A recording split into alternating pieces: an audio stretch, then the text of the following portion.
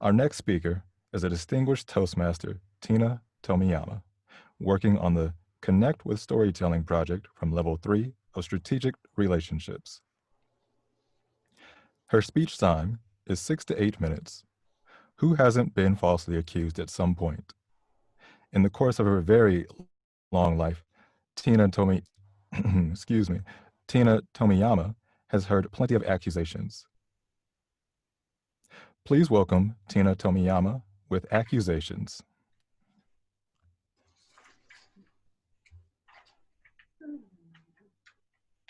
Thank you, Mr. Toastmaster.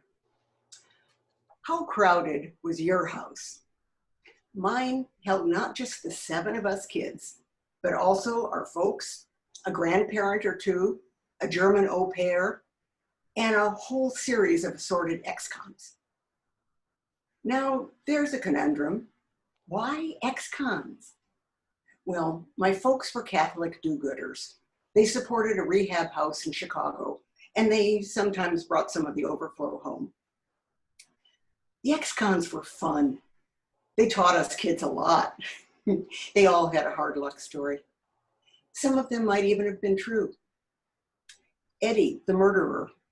Eddie told us, I don't remember killing the guy. Hell, kids, I was out of my mind. But the cops told me I did, so I took the fall. Anna B., poor Anna B. was 18 when she was kicked out of the foster care system. Well, her body was 18. Her mind was about 12. Marla was my favorite ex-con. Sexy, worldly, and truly kind. I'm sure the last thing she wanted was a gawky white teenager hanging out in her room.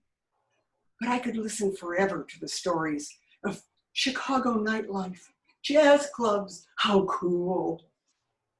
Now, Chester, you remember my boyfriend, Chester? Well, he was a drug dealer. Oh, that crazy man. I told him and told him to stop. You're gonna get arrested, I said. But Chester, he wouldn't listen to nobody. One morning, early, the cops showed up to arrest him, and they took me too. Oh, Marla, that's so unfair, I cried. Like the ex-cons, I had this thing about fairness. You would too if you had an older sister like mine.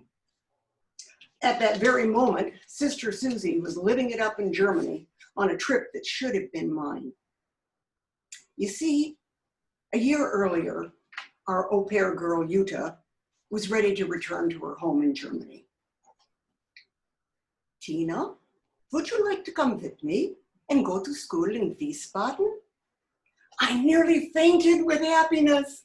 Oh, Jutta, I would love to. Shh, said Jutta. I must talk to your parents and mine. You must not say anything to anyone yet. Oh, I won't say a word, I breathed. But Susie was listening at the door. She fled to our mother. She could always wrap mother around her little finger. Why should Tina get to go to Germany? She sobbed. I'm the oldest. I should go first. Huh? Said our mother. Juta's taking Tina to Germany. Where did you hear that? Tina told me. Well, Susie went to Germany. I stayed home. That was about 3 years before the Big Bang, when my mother outed my father. He's having affairs with other men, she accused. Then the accusations flew thick and fast. She's an unfit mother. He does drugs. She's frigid. I fled. I ran off to college and eventually ended up in LA. A few years later, I married a man who was incarcerated as a baby in Manzanar, an ex-con of my very own. Now, Gito is even quicker than I am to think he's being falsely accused. If I say, honey, where are my keys? Gito will instantly say, well, I didn't put them anywhere. And then I go, I didn't say you put them anywhere. I'm just asking if you've seen them. And he goes, well, that sure sounded like an accusation to me. One night we let it go too far. and we ended up in this terrible shouting match. Gito stormed out, slammed into his van, and squealed off.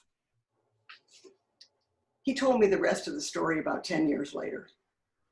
You see, he didn't have anywhere to go, so he parked a block away and fumed.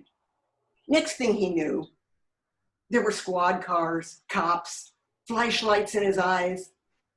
Somebody had called in a prowler report. In front of God and the whole neighborhood, Gito was held at gunpoint while the cops tore the van apart, looking for liquor, drugs, porn, anything. I live right around the corner, he said. I just had a little argument with the wife. Much later, they let him go, saying, "Hey, buddy, next time you have an argument with the wife, don't park in front of somebody's house. Go to a bar." "Yes, sir," said Gito.